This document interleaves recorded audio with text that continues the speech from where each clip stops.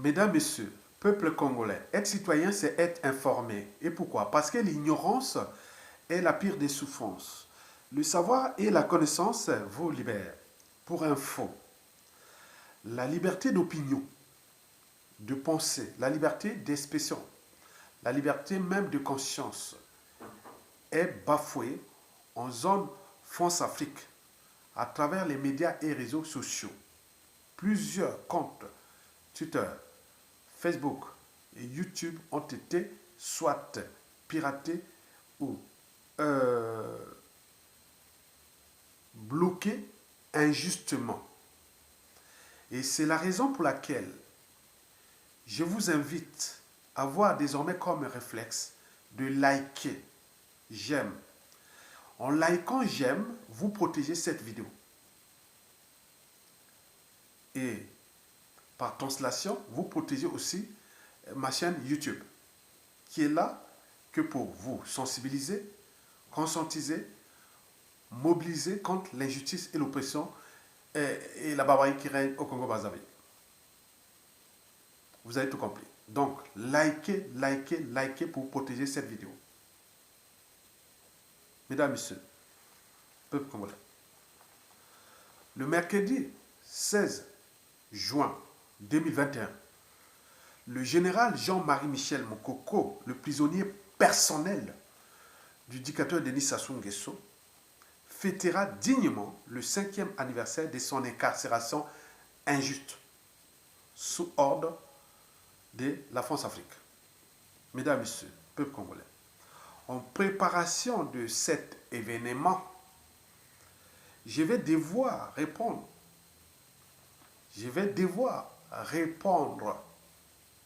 à une série de questions posées par vous, les internautes, les partisans du général Jean-Marie Michel Mokoko et le peuple congolais, et qui s'inquiètent du silence de leur champion. N'oublions pas que beaucoup des partisans qui sont des amis, souvent ils m'appellent pour me demander, Ayatonga, est-ce que tu as les nouvelles du général Jean-Marie Michel Mokoko? Et donc, je vais ici répondre à une série de questions. Je pense qu'il y en a 5 questions que vous avez posées. Les questions sont pratiques. Donc, j'ai sélectionné ces 5 questions objectives que tout le monde a le droit de savoir. Et donc, je vais devoir commencer par la première question. La première question est la suivante. Le général Jean-Marie Michel Mokoko est-il encore en vie? Quel est son état de santé? Où se trouve-t-il au pays? Donc, ma réponse tient compte des informations que j'ai reçues il y a une semaine par les différents canaux. Et donc, déjà, dans cette question, est-ce que le général Jean-Marie Michel Mokoko est-il en vie? Oui, bien entendu, il est en vie. Même si on le sait que le régime, là, c'était un régime d'oppression et de barbarie. Bon, ben, on ne va pas le tuer, le jeter, porter disparu. Non, non, c'est pas ça. Si un jour on sait qu'il est mort, on le saura que le général Mokoko est mort. Ça, c'est sûr. Donc, il est en vie. Maintenant, quel est son état de santé? D'après la source que je dispose, hein, il m'a dit qu'il va bien. Mais il y tient, malgré ce qui lui est arrivé. Vous le saviez.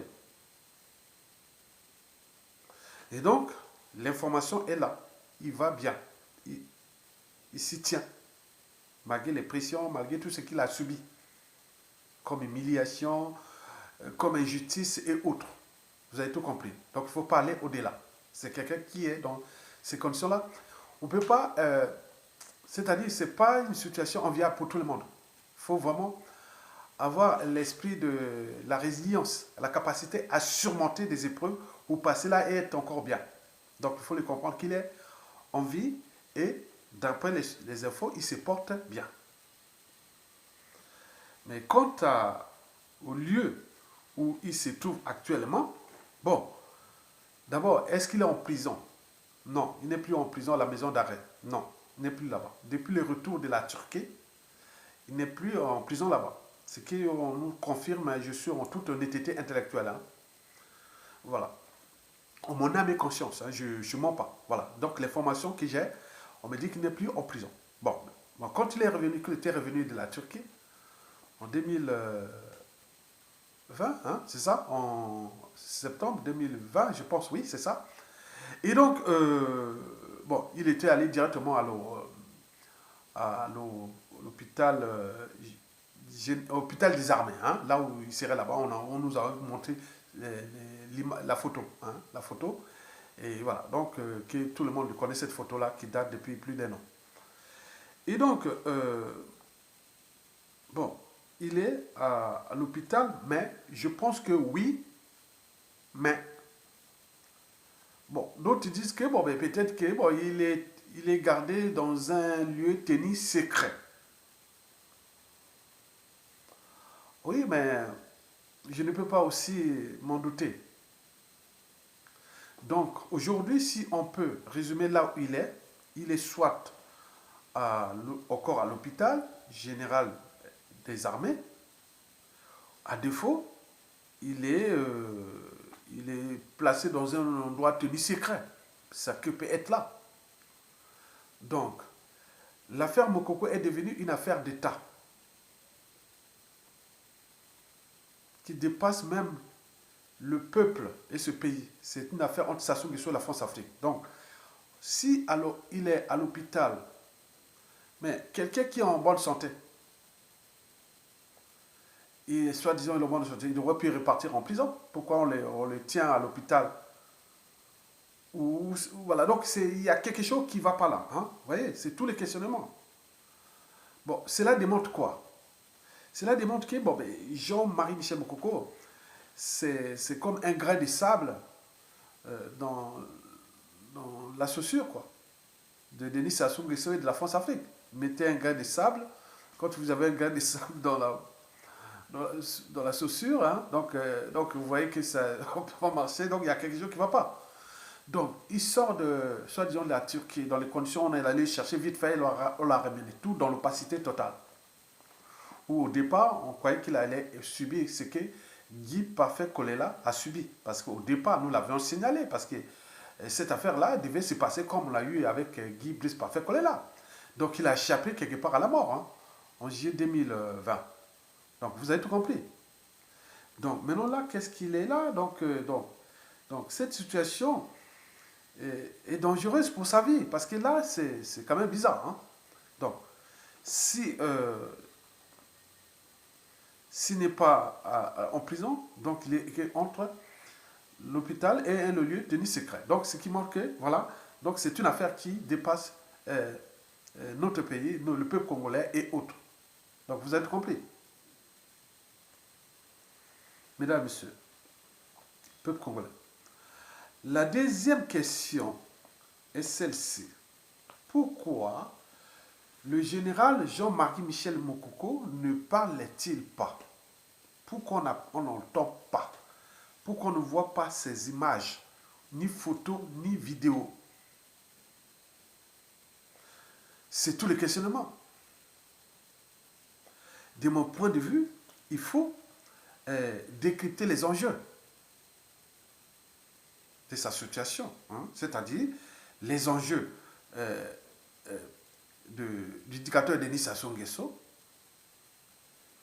l'exécutant, les enjeux de la France-Afrique, le commanditaire de cette incarcération,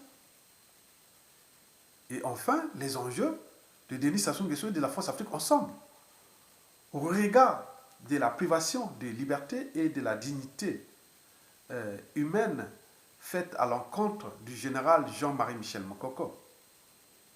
Donc il faut voir là, le problème est là. En d'autres termes, bon, Jean-Marie Michel Mokoko est certes le prisonnier personnel de Denis Sassou Nguesso et la France-Afrique qui joue le jeu de Denis Sassou Nguesso, car Denis Sassou Nguesso reste tout de même encore la pièce maîtresse de la France au Congo. Donc, tant qu'il n'y aura pas de pression sociale et militaire contre Denis Sassou Nguesso dans ce pays, s'il n'y a pas d'inversion de rapport de force, et encore moins que la peur puisse changer de camp, il est certain que la situation de Jean-Marie Michel Mokoko ne va jamais s'améliorer. Donc, c'est quelqu'un qui est là, comme si on est en train de le laisser mourir à petit feu. On est bien d'accord? D'autant plus que, bon, ben, écoutez, ce qui s'est passé déjà en 2016, le CNRD n'est jamais tombé. Et en 2021, avec Guy Brice Parfait-Kolela, le CNRD n'est jamais tombé.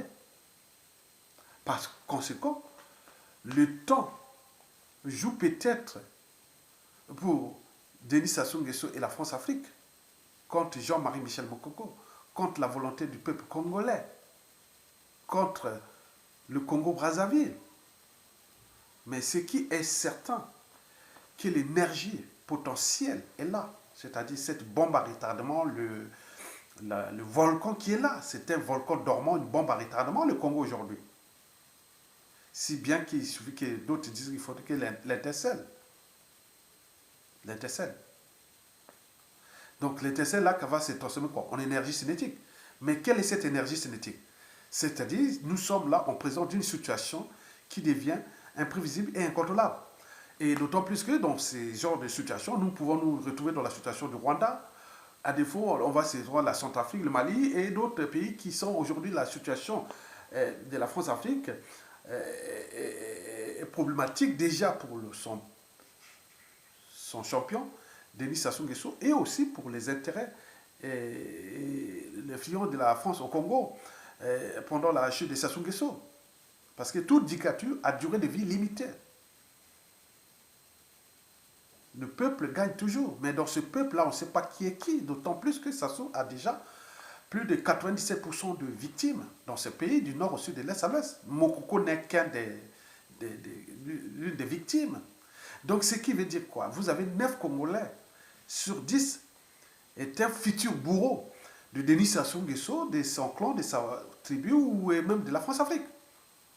Donc là, la situation est problématique pour le régime et la France-Afrique au regard de cette injustice faite non pas seulement à Jean-Marie Michel Mokoko, aux autres prisonniers politiques dont Okombi Salissa et à tous les autres prisonniers politiques au peuple congolais et autres.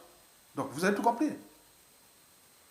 Mesdames et messieurs, peuple congolais, la troisième question que vous aviez posée est celle-ci.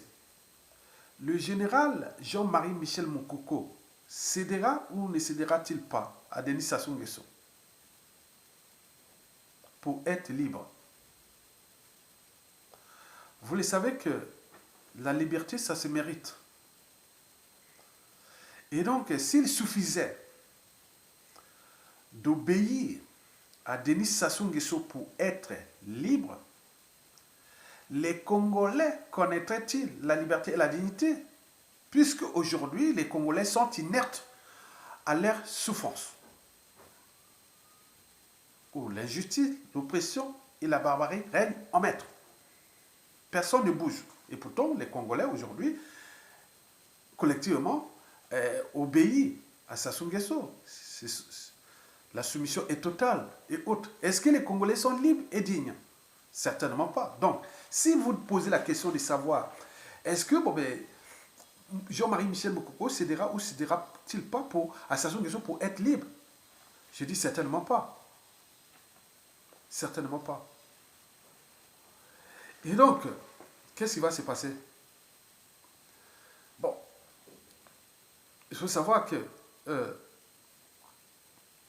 Jean-Marie Michel Mokoko, c'est d'abord un fils unique de sa mère qui est morte au moment qu'il était en prison là.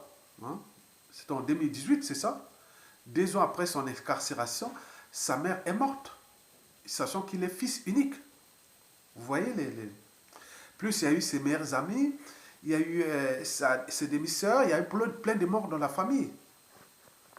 Donc c'est quelqu'un qui a le son de l'honneur, mais ce qui est important chez lui, c'est le son de la résilience, la capacité à dépasser les épreuves. Parce que là, il en a subi des épreuves. Et donc, sur ce plan, moi je pense que son esprit, il devient un esprit, voilà, une étoile du Congo, quoi. Et donc, vous savez que l'histoire a tendance à se répéter. Oui, donc je pense que pour lui, il pense dire à l'après. En fait, c'est le chemin de non-retour. C'est-à-dire, il n'y va pas parce qu'il ne va pas se soumettre à sa soumission. Non. Comme il disait à Jean-Pierre Vidon et à Jean-Yves Olivier, pendant qu'ils étaient venus le menacer au mois de mai 2016 pour qu'ils reconnaissent la victoire de Denis Sassou Nguesso. Mais Jean-Marie Michel Mokoko leur avait demandé: si vous voulez me tuer, tuez-moi, tuez-moi. Moi je suis là pour tuer. Donc je pense que c'est quelqu'un, il pense déjà à l'au-delà. Mais il tient parce qu'il y a la résilience, il sait que c'est un esprit, il y a beaucoup de choses là qui se passent en ce moment. Donc pour nous, peuple congolais, nous devons tenir compte de sa situation parce que c'est comme notre Nelson Mandela. S'il n'y avait pas Nelson Mandela en Afrique du Sud, à la fin de l'apartheid, l'Afrique du Sud ne serait pas celle-là. Il y aurait peut-être vraiment beaucoup de choses qui seraient passées. En termes de violence, même séparation des États ou beaucoup de choses. Il y aurait passé. Il y aurait vraiment, je suis sûr et certain. Et donc, Mokoko reste le symbole. Donc, les États, les peuples ont besoin de symboles, de repères. Donc, le repère est là.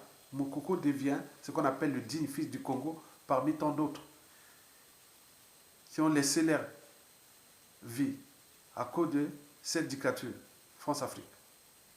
Et donc, il faut en tenir compte qu'il y a beaucoup de choses parce que d'après les informations qu'on nous a signalées, que l'assassinat de Guy Brice Parfait Kolela a choqué Jean-Marie Michel Mokoko. Il est même inquiet pour cela, pour lui-même aussi, et pour ce pays.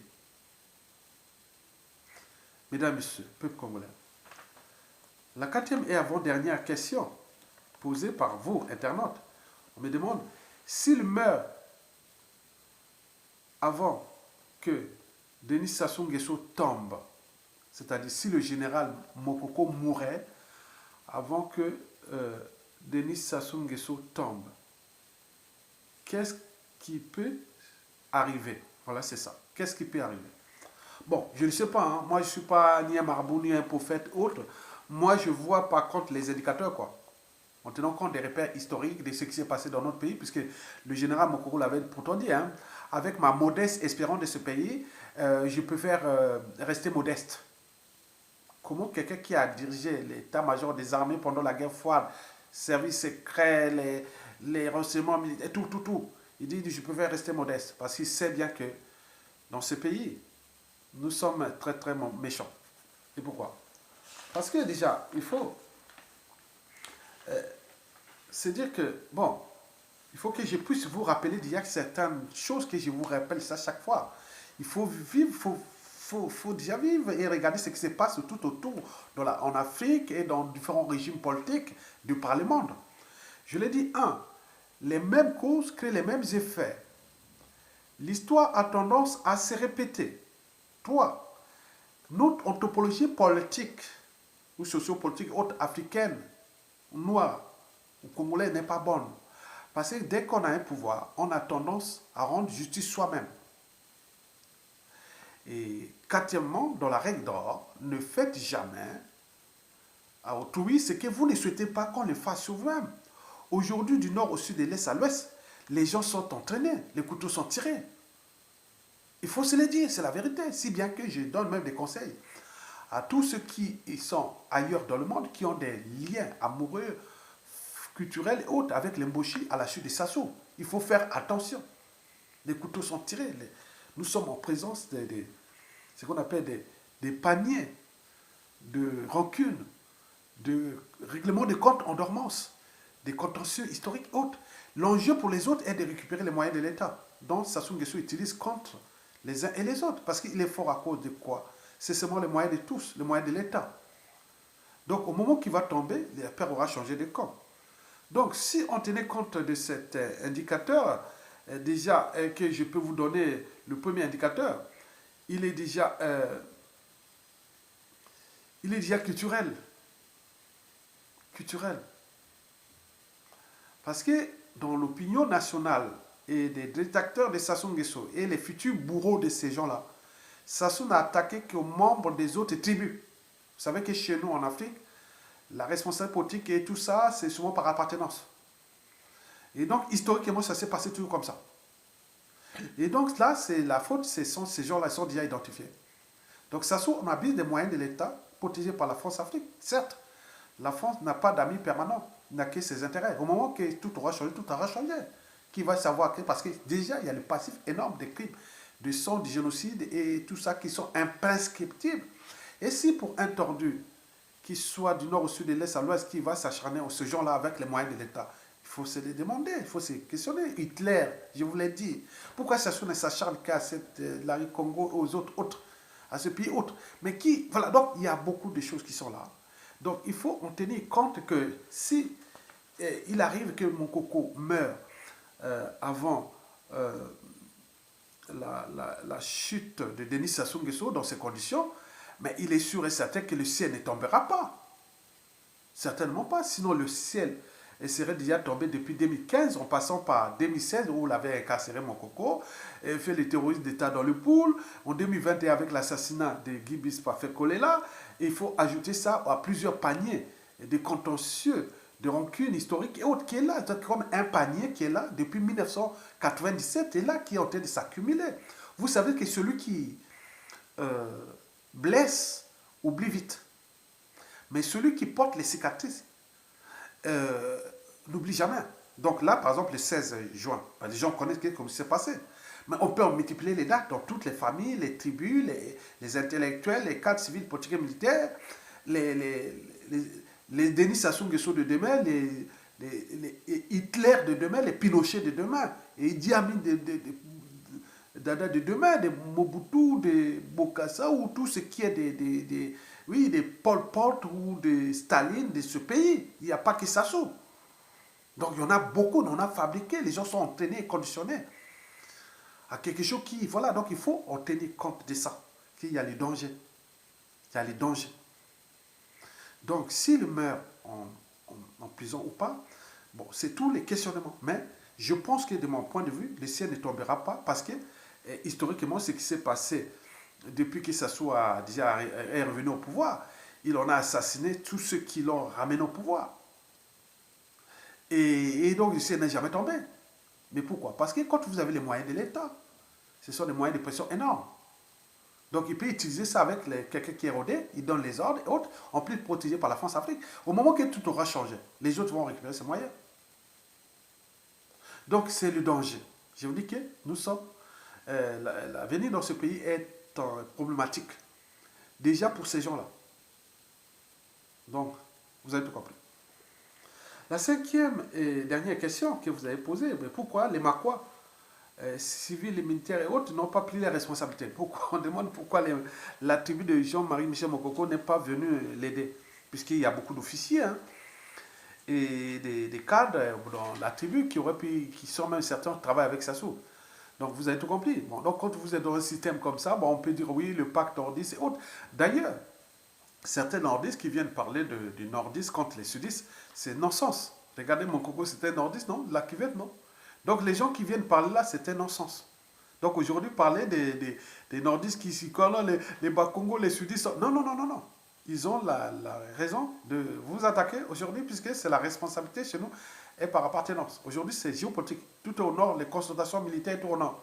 Vous n'avez pas pris votre responsabilité. C'est tout à fait logique. Et donc, au sujet des Makois, pourquoi les Makois n'ont-ils pas pris les responsabilités pour libérer Jean-Marie Michel Mokoko? Bon, moi je trouve cette question stupide et bête à la fois. Et pourquoi? Vous savez, la citoyenneté n'est pas par appartenance. Si vous êtes congolais, vous voyez ce qui s'est passé à Touadéra au Centrafrique, il a pris la responsabilité, qui s'est arrivé au colonel Assimi Goïta. Goïta, il essaie de trouver de toutes les tribus, les Bambara, les Sarakolais, tout ça, et c'est lui qui a pris les meneurs. Il n'y a pas demandé que je vais attendre. Quand ça va tomber, les gens qui vont arriver là, ils vont dire, ah tiens, bon, ben, le pouvoir, alors on va voir les 5 millions de Congolais, venez tous, on a chacun ministre, chacun... Non. Et ils vont prendre, c'est une bande d'individus qui vont, certes, diriger ce pays. Donc, c'est une responsabilité qui est là. Donc, on ne va pas demander au Makwa pourquoi vous n'êtes pas venu aider. Non. L'enjeu de libérer Mokoko n'est pas géopolitique. C'est un problème national, puisque il n'y a pas que Jean-Marie Michel Mokoko qui est le prisonnier politique, mais il y a aussi encore André Salissa, il y a le docteur Ibaka de la société civile, il y en a plein. Hein. Et donc, tout ça, ça fait beaucoup. Donc, il n'y a pas que lui. Et donc, il faut savoir que historiquement, Sassou Nguesso a toujours massacré et tué dans toutes les tribus, familles tribus.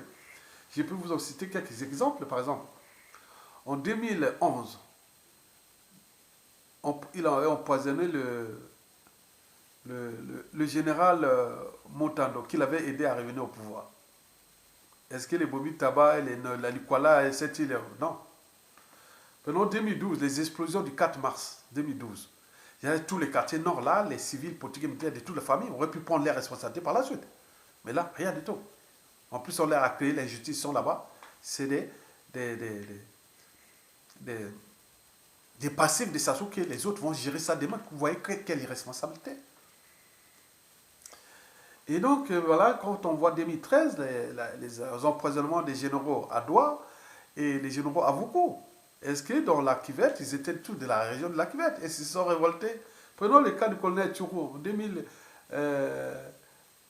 non, déjà le général Mokoko, en 2016.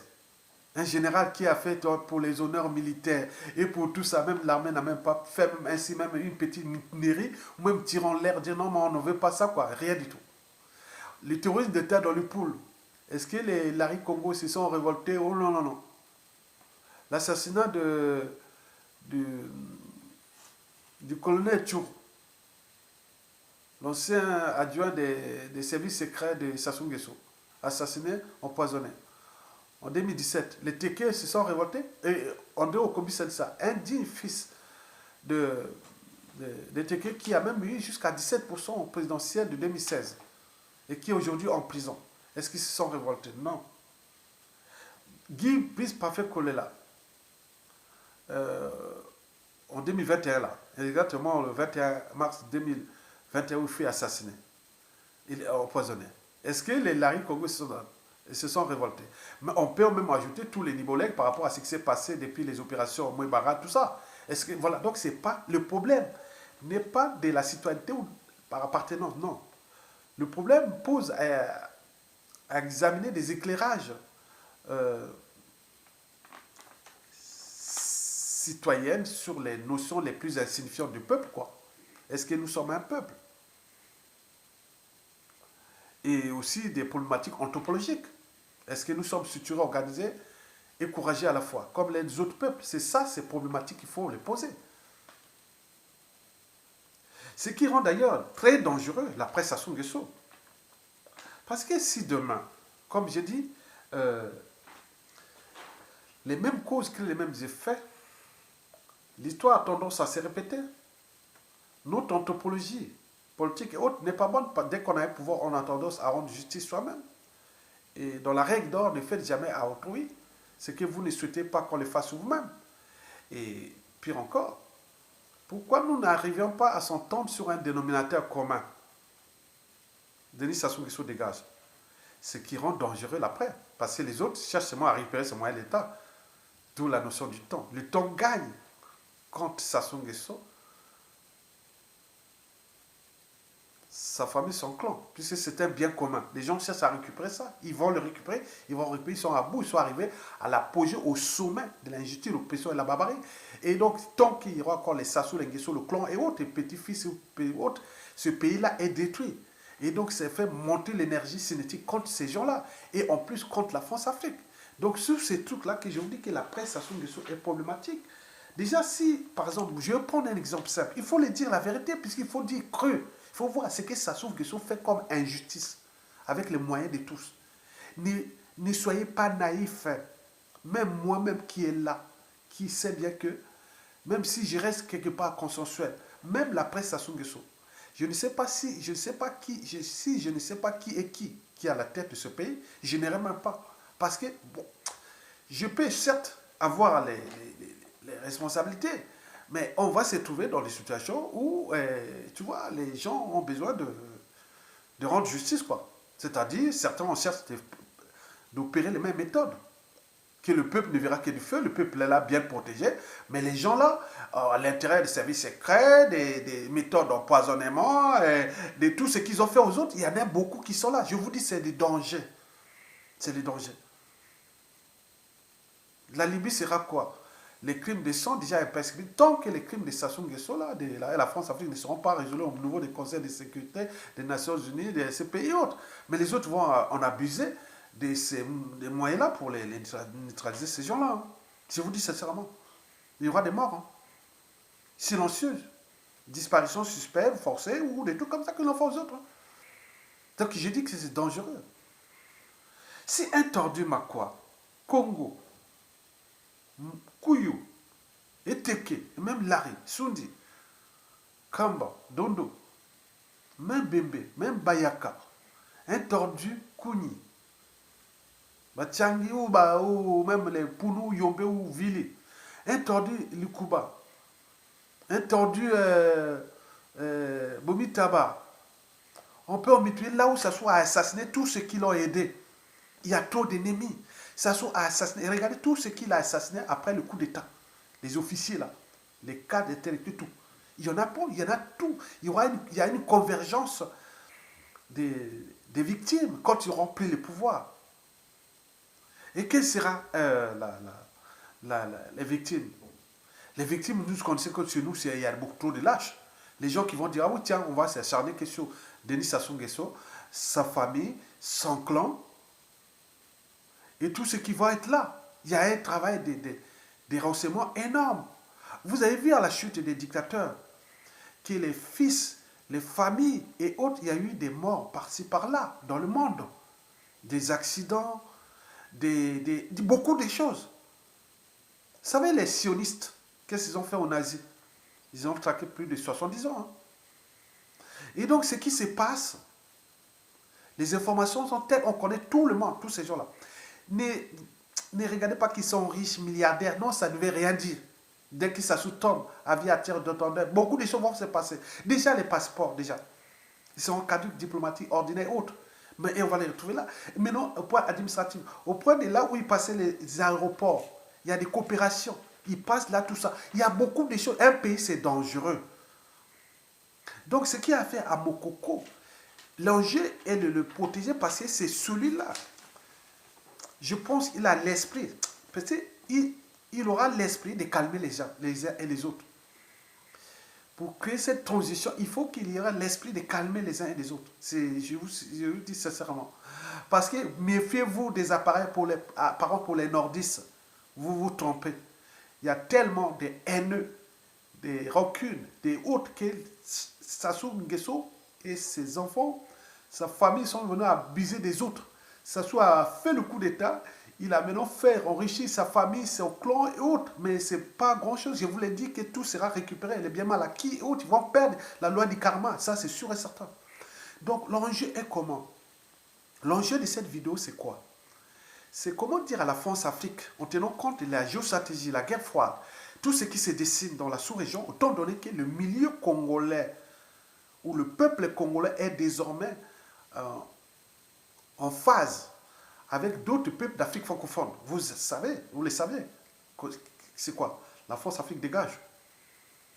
Et donc, si on veut sortir de là, de manière un peu civilisée, ou trouver les choses, comment dire, la vie c'est la vie c'est comme un bicyclette. Pour garder l'équilibre, il faut avancer. Mais si la France peut-être protège mon coco, pour voir au cas où il arrive, bon, peut-être, En attendant, on entend de tout un pays. Mais si et seulement s'ils préparent des coups bas à attendre que Mokoko meurt, moi je vous dis sincèrement, dans 99% des cas, ça ne marchera pas. Si vous mettez Sassou Nguesso, restez encore là, c'est détruit. Ça, c'est sûr et certain. Un membre du clan, ça sera la destruction. Denis Kissassou, c'est encore pire. Donc, si c'est l'ADN de la France-Afrique, c'est le chaos, très bien, il aura gagné. Mais la situation France-Afrique, en tenant compte des nouveaux enjeux qui se dessinent, mais on ne va pas entraîner les chaos encore là dans la zone France-Afrique. Hein. Et donc, moi, je pense que Mokoko doit être protégé pour ces enjeux-là. Parce que certains attendent qu'il arrive un malheur à Jean-Marie Michel Mokoko pour lancer libre cours pour le futur. Okay? Tout est vraiment, voilà, ce que vous avez fait à Mokoko, comme vous avez fait à Guy Parfait Kolela, vous avez fait à ça. Donc il faut savoir ça parce que derrière les relations diplomatiques, économiques, commerciales, militaires, géostratégiques d'un pays comme la France-Afrique, avec le Congo, c'est quatre les relations sociales, les relations humaines. Ils vont discuter avec qui? Avec les victimes, qui déjà ici en France, beaucoup sont des apatrides exilés, ils n'ont pas de passeport, ils n'ont pas de ceci, mais comme une fois ce qui se passe au Congo, il aura dans 100% des cas, la France sera confrontée aux victimes de Sassou Nguesso et par translation de sa diplomatie suicidaire contre l'intérêt du peuple congolais, contre la liberté, la dignité de ce peuple. Le cas Jean-Marie Michel Mokoko et les autres prisonniers sont des cas d'école. Donc l'enjeu de cette vidéo est d'alerter les Congolais que Sassou Nguesso nous a déjà préparé une bombe à retardement contre eux-mêmes. Ça, c'est le premier point. Deuxième point, que le double jeu de la France-Afrique avec Denis Sassou Nguesso sera préjudiciable pour la France-Afrique ou la France elle-même. Ça, c'est validé. Si elle ne fait pas attention. Troisièmement, si et seulement si ils tiennent compte de trouver une stratégie pour placer Mokoko, pour qu'on rentre dans une transition, et quelque chose comme ça, quand on passe, bon, ça, la France pourra avoir encore, peut-être sera le dernier, parce que l'un des derniers refuges de la France-Afrique en Afrique équatoriale. Parce que là, tout ce qui se dessine là, c'est pas ça. Donc, voilà. Donc, moi, je ne veux pas aller en détail, mais vous pouvez toujours partager cette vidéo et nous aurons encore une deuxième en fonction des informations que je vais encore avoir d'ici, peut-être je ferai une vidéo le jour même, hein, du 16 juin 2021 avec d'autres informations, d'autres éléments que j'aurais déjà eu avoir plus de précision. Et peut-être que cette vidéo va aussi alerter et sensibiliser le dictateur lui-même, sa famille et son clan du danger à venir dans l'espace et le temps. Et n'oublions pas de la France-Afrique aussi. Parce que nous ne sommes que de passage, nous sommes des lanceurs d'alerte, on alerte du danger. Parce que le chien qui aboie alerte du danger. Je sais que le danger est là. Il est désormais pour la France-Afrique et pour Denis Sassou Nguesso, son clan et tout compagnie. Parce qu'on a un bien commun qui s'appelle le Congo. Et donc il y a du monde qui grogne, qui boude, qui se prépare. Les gens ont trouvé toutes les stratégies. Je vous l'ai dit que Sassou Nguesso doit faire la lecture de la chute de la dictature de ce qui s'est passé. Mais ce qui est dangereux, c'est que ça soit utilisé trop des services secrets pour empoisonner, pour tuer. Les gens ont appris ces techniques-là très très mal parce qu'ils risquent d'arriver à ces gens-là. Donc c'est très dangereux. Bon, j'arrête là. Merci.